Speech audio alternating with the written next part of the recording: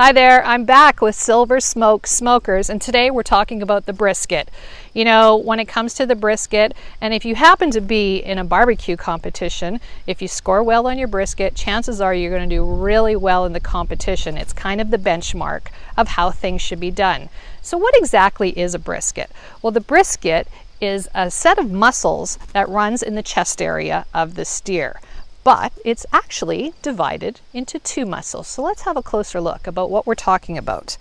The brisket is divided into two parts. The first part, which runs along the bottom here, is called the flat.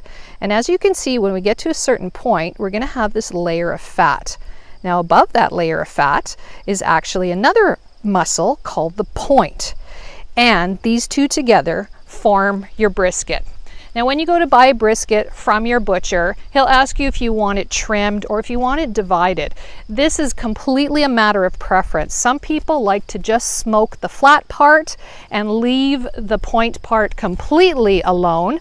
The trend these days is actually to smoke them both together and to leave a good amount of fat on your entire brisket. As you can see, this is a very, very large brisket.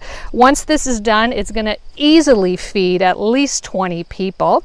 So again, this brisket, it's big, it's beautiful. It requires a very long and slow cooking time. We're going to put it in our smoker at 225 degrees, and it's going to stay there from any place from 12 to 14 hours. It's going to allow lots of time for all this connective tissue to melt down and to flavor this beef, and it is going to be absolutely delicious.